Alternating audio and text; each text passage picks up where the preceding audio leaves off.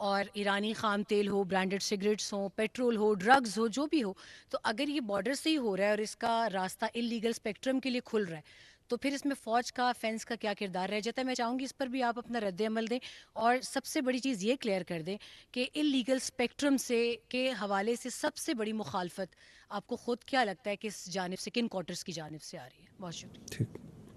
I think you are in talking in context of a last briefing that we had, جہاں پہ ہم نے legal spectrum کی بات کی اور کس طرح یہ لیگل اسپیکٹرم جو اربوں روپیہ غیر قانونی کا سرپرستی کرتا ہے اس کرمنل مافیا کی اور دہشت گردی کی.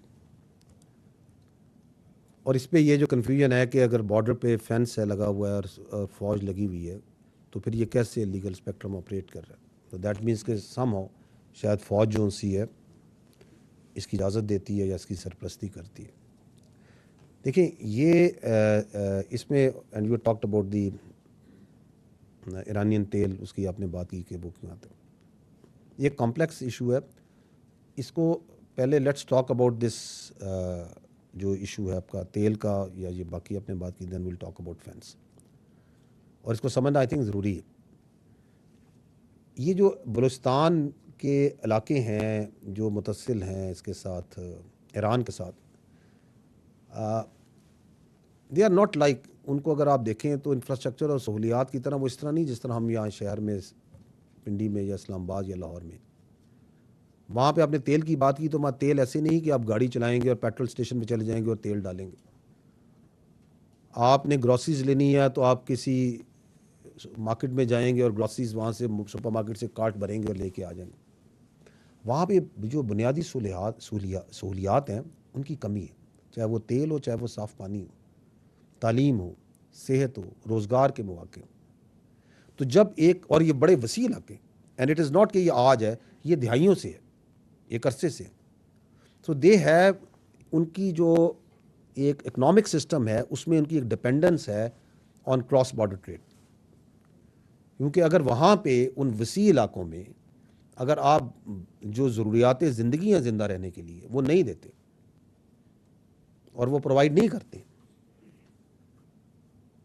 اور آپ فوج کو کہیں کہ آپ ادھر آ جائیں اور یہ بارڈر سیل کر دیں اور بالکل بند کر دیں اور کوئی چیز نہیں آنے دیں، تو پھر تو یہ مافیا مزید خوش ہوگا، کہے گا اچھا جی یہ مقامی لوگ اور فوج ہم نے آمنے سامنے کھڑے کر دی.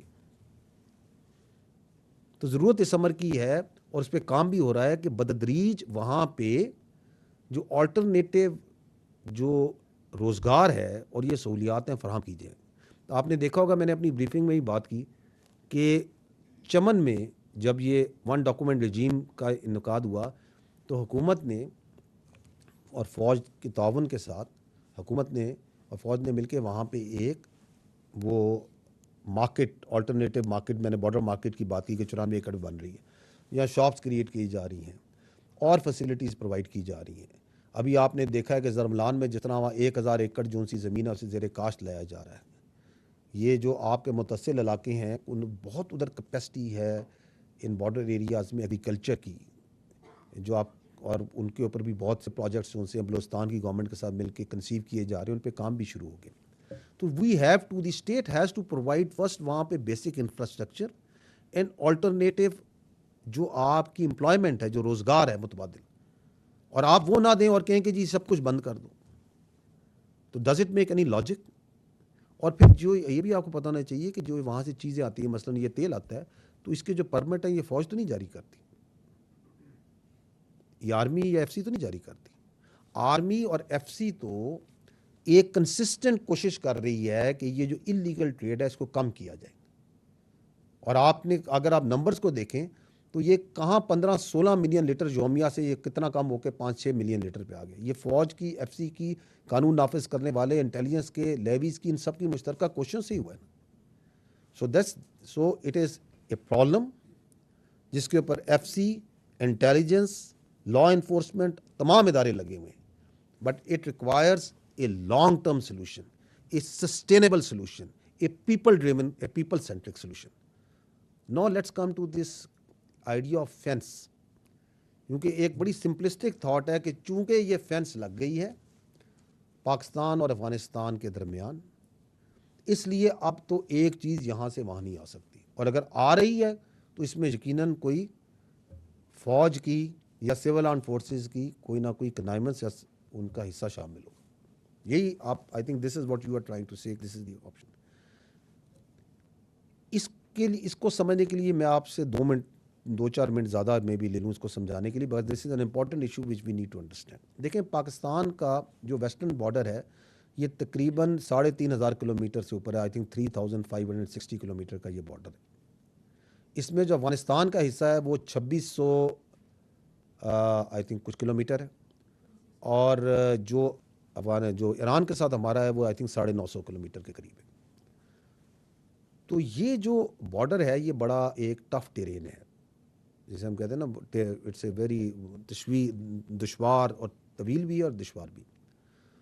اس پہ جب فینس لگائی تو اس فینس کے لگانے سے جو غیر قانونی آمد و رفت ہے، نقل و حرکت ہے، یقیناً اس میں کمی بھی آئی، وہ چینلائز بھی ہوئی اور اس کے فائدے ہوئے. لیکن یہ کہنا کہ اب یہ فینس چونکہ لگ گئی ہے اور اس پہ ایک سیکورٹی لگ گئی ہے تو اب تو ایک پرندہ بھی دم نہیں ادھر سے مارے گا، تو یہ اس کا مطلب تو that is not the correct understanding of the ground situation. اور اس کے کچھ فیکٹرس ہیں. پہلی بات تو یہ ہے کہ دنیا میں کوئی بھی بارڈر واٹر ٹائٹ کنٹرول نہیں ہوتا. آپ مثال لے لیں امریکہ کے اور میکسیکو کے بارڈر کی. امریکہ کے پاس بہت ریسورسز ہیں، چاہے وہ اکنامک ہوں، ٹیکنالوجی کے ہوں، سیکیورٹی کے ہوں، ملٹری کے ہوں. لیکن پھر بھی جو امریکہ کا میکسیکو کے ساتھ بارڈر ہے اس پہ غیر قانونی نقل و حرکت اور اسمگلنگ ایک مدعا ہے یا نہیں ہے. اس کے مقابلے میں آپ پاکستان افغانستان کا بارڈر دیکھیں، میں نے آپ کو بتایا کہ ویری ٹف ٹیرین، اور ہمارے پاس تو نہ وہ اکنامک ریسورسز ہے، نہ اتنا پیسہ ہے، نہ وہ ٹیکنالوجی ہے، نہ ہم کوئی کلیم کرتے ہیں کہ ہمارے سیٹلائٹ اوپر سے ایک سوئی بھی دیکھ لیتے ہیں جو حرکت کر رہی ہوتی ہے، نہ اس طرح ہمارے ڈرونز پھر رہے ہیں پورے علاقوں میں، نہ ہمارے پاس اس طرح کی باقی جو ریسورسز ہوتے ہیں وہ موجود ہیں. تو یہ کہنا کہ ہاں جی چونکہ فینس لگ گئی ہے اب کوئی چیز ادھر سے پار جا رہی ہے تو سرپرستی یہ فوج کر رہی ہے، ایف سی کر رہی ہے. تو امریکہ میں کیوں نہیں ان کی عوام کہتی؟